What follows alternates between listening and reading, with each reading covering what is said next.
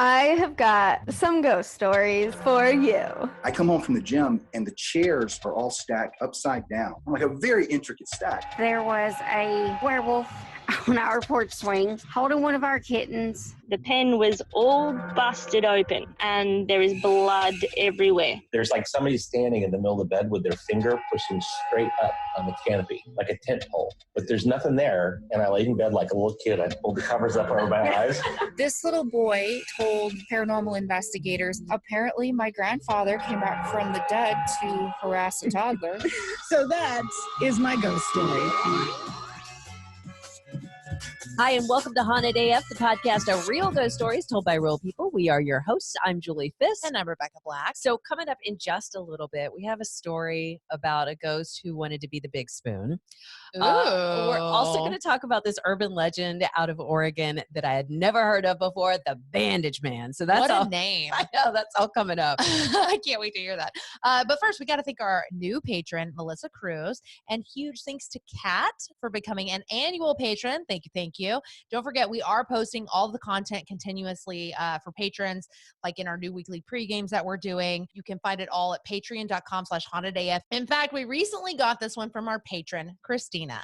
When I was about 7 years old, I had a stuffed Kermit the Frog doll. I loved that thing. I took it everywhere. And of course, I had to have it to fall asleep at night. Being the youngest, I went to bed before everyone else, which meant most nights I would be upstairs alone while the rest of the family was downstairs. This particular night, I couldn't find Kermit.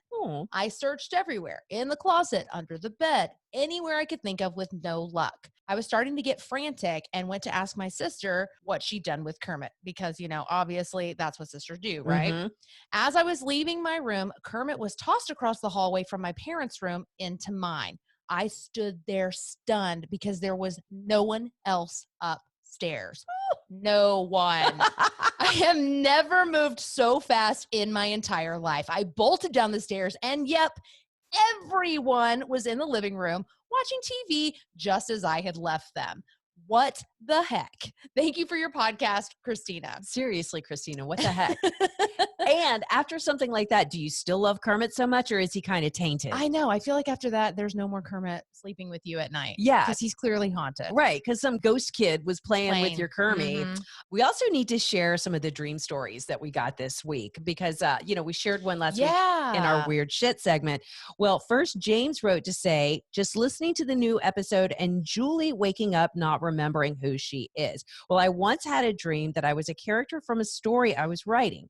And when I woke up from the dream, I thought I was still that character. Really freaked me out because when I caught myself in the mirror, I realized I had a different face than the one I was expecting to see. Oh my God. Yeah. Then we got this one from Joe who says, I don't know anyone who has died in their dreams more than I have. This sounds like a challenge for you. I know, right? Death by car accidents, monsters falling, maybe a dozen times or more. Wow. Usually upon death, my dream will end. But once I did dream past the death. In this dream, I'm at a gas station fueling up. It's nighttime, but not so dark that I can't see around me. As the car is filling up, I go to the back seat to look for something. I'm digging through the usual clutter, but when I look up through the window, I see someone running towards me. I try to move quickly, but physically can't. He runs up behind me, and I feel the muzzle of a gun against the back of my head, and bang. He shoots me in the back of the head, and I collapse. Instantly, I'm floating in black space full of tiny stars. I hear my inner voice say, where am I? How did I get here? Was it always like this? Yes, it's always been like this. I've always been here floating. And the dream ended there. One strange thing about this is that I used to work for a pizza delivery place, and one night I was robbed at gunpoint. The guy had me face the wall, and he put the muzzle of the gun against the back of my head.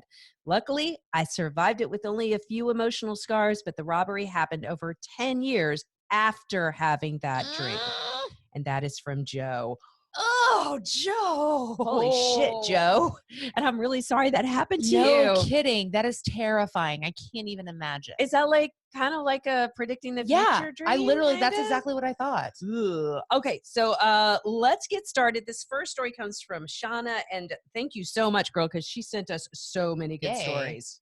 This story takes place on a Sunday night. I was in the kitchen cooking dinner, and when I'm cooking at the stove, the entrance to the front door of the house house is off to my left. And as I'm cooking, all of a sudden the front door just swings all the way open. It was completely silent in the house. There was nobody else home. You know, it rattled me a little bit, but I was like, well, maybe it was the wind or, you know, maybe the door wasn't latched, you know, just kind of playing it off. And so I walked over to the door to like slam it shut and make sure it was secure. And at this point, I'd had a number of occurrences, if you will, in the house. And so I kind of announced into the air. I was just like, oh, let's see you open that door, you know, almost like challenging the ghosts in my house, which is probably a bad idea. Anyway, so I finished my dinner and I went to eat my dinner in the living room while I was watching TV. And sure enough, when I went back into the kitchen, that front door was wide open again. Oh. He's like, take that, Yeah, Shanna. I know.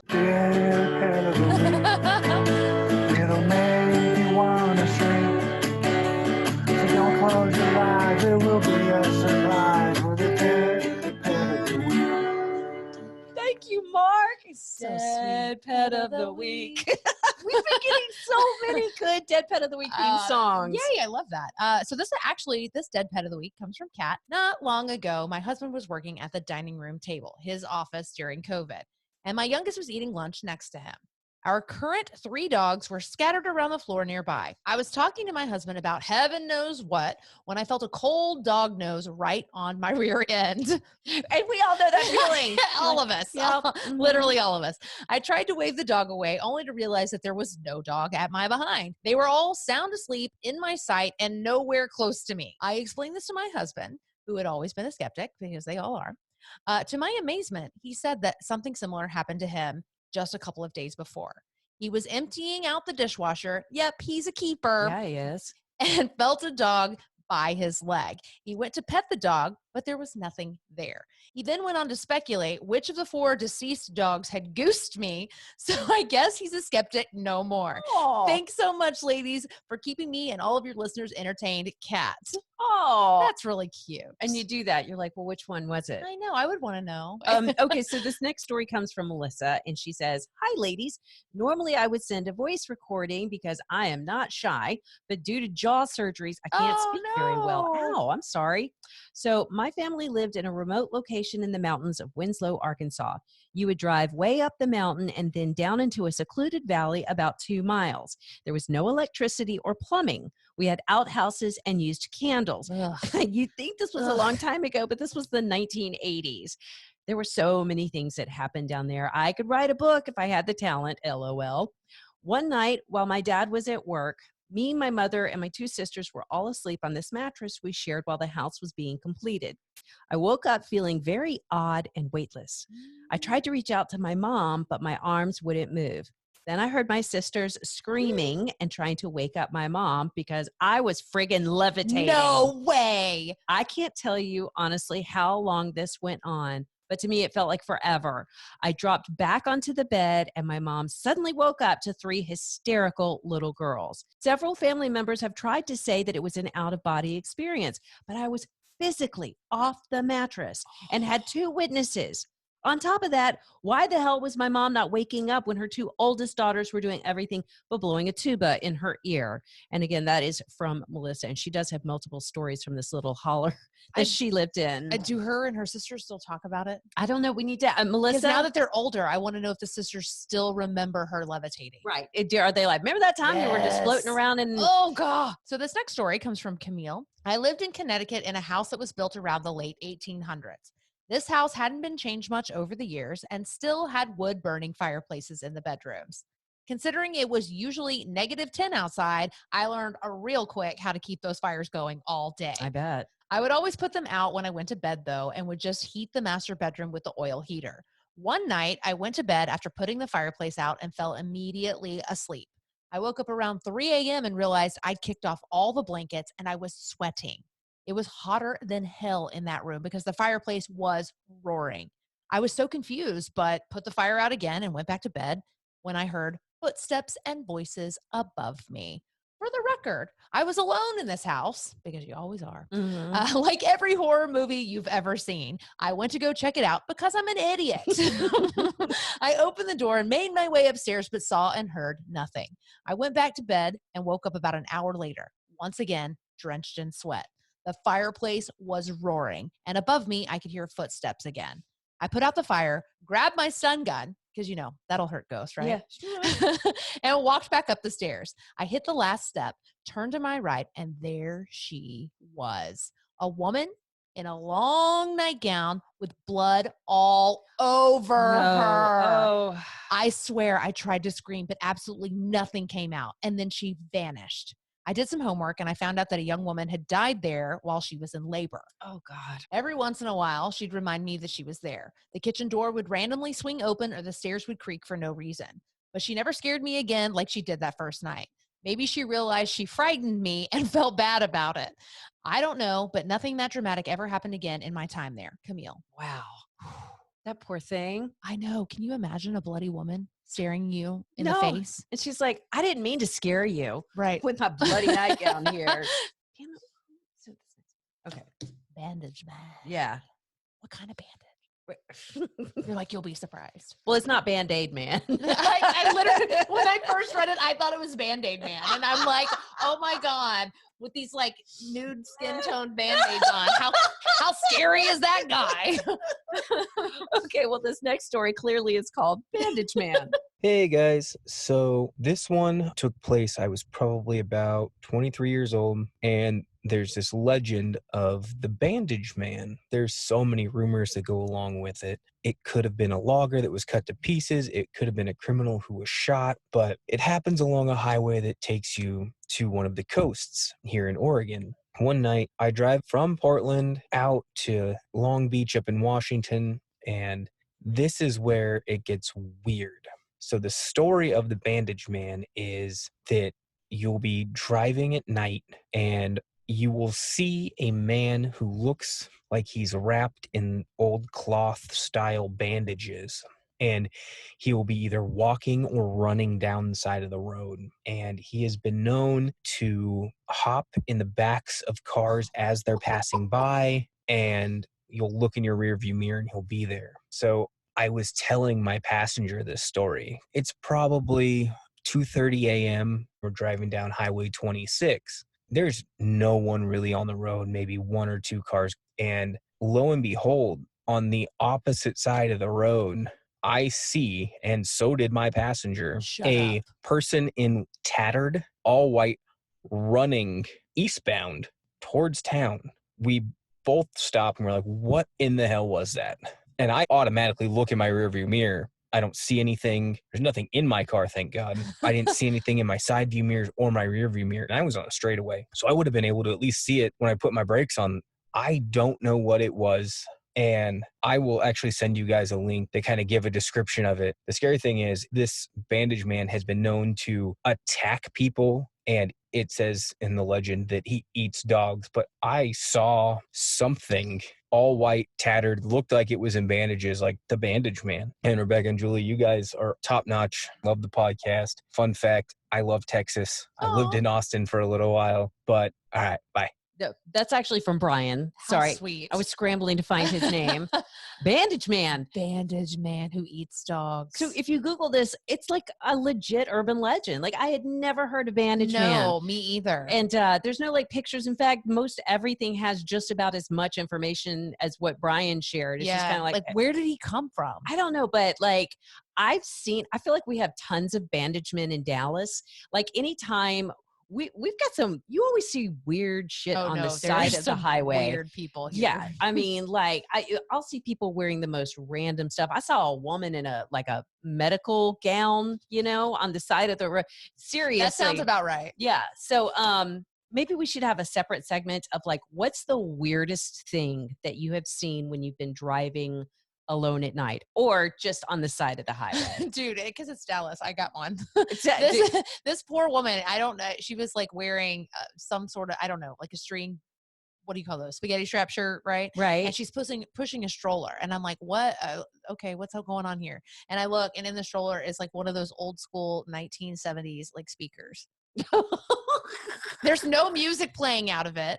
She's not dancing. She's just pushing a baby stroller with a speaker. And I'm like, where are we taking that? Like, what are you trading right now? Or what did you just trade? I don't. That's so random. No, that's a good one though. It's so Dallas. Yeah. I was driving through Alabama one time, and it was about, I don't know, midnight, and my headlights caught. I was in the fast lane, and right there between me and like the median, right next to the median, there was a gigantic snake trying to climb over the median.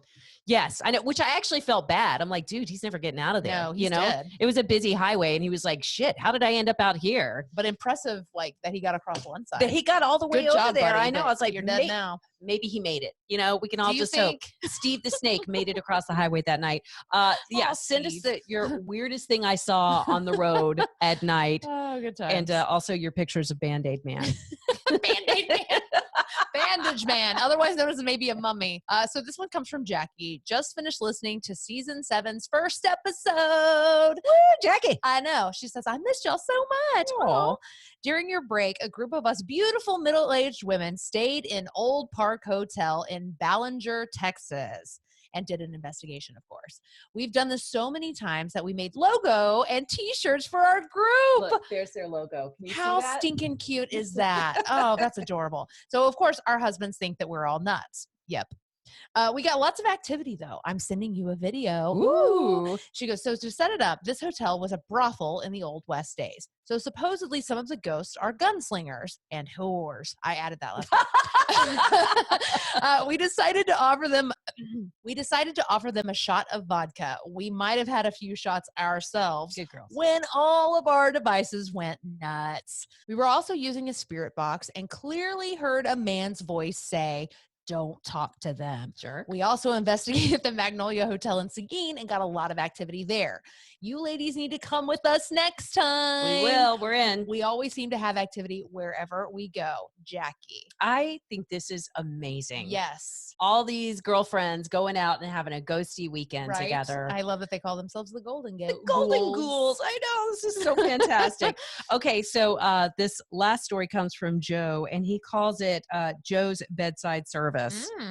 Hello, everyone. My name is Joe, and this is one of my own personal ghost stories. I've got a couple of them, actually. This is the time that I went down to Georgia. This happened about a year ago, and I was visiting a friend. They just moved it into a new place, and they didn't have an extra spare bed. I could have slept on the couch, but instead they had an air mattress, and I hate air mattresses to begin with. I have a fear that I'm going to roll off of them for some reason. Because you Anyways, will. while I'm sleeping on this air mattress, I feel something like sit at the foot of the bed. If I was laying on my back, it would have been at the bottom left of the bed. And I had kicked my feet when I felt it and sat straight up and nothing there. So I was like, okay, that was really weird.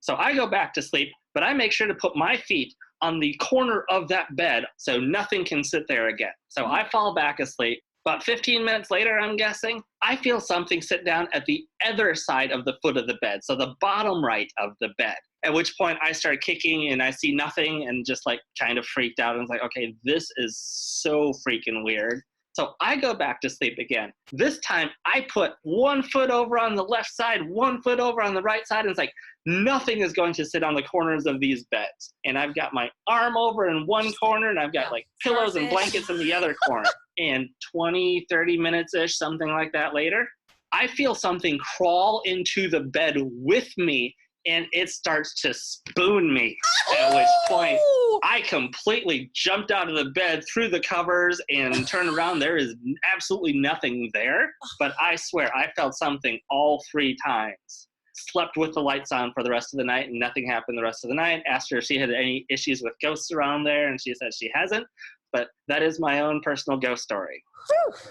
My goodness, Joe. I just wanted to snuggle. But think about like anytime you're on an air mattress, it's different than a bed. Like if you sit on an air mattress, the whole thing is like, yeah. It's like not quite a water bed, but it's very similar. Yeah, but worse because Yeah. the whole thing, it's like it bumps you off. So that's amazing. Dude, that's one of my fears. Is that I'll be on like an air mattress like that and somebody will come jump on it and will send me like sky high. You and Joe, Joe's worried he's going to roll off of it, which you do. You always roll they're off. Terrible. See, my fear of air mattresses is when you go to sleep and you're all nice and comfy and then you wake up 2 hours later and the whole damn thing is flat. and you're just You're sleeping like, on why the does floor. my back hurt so bad? Yeah. Because I'm on the rocks. Yeah, because air mattresses suck. Yeah, they're terrible.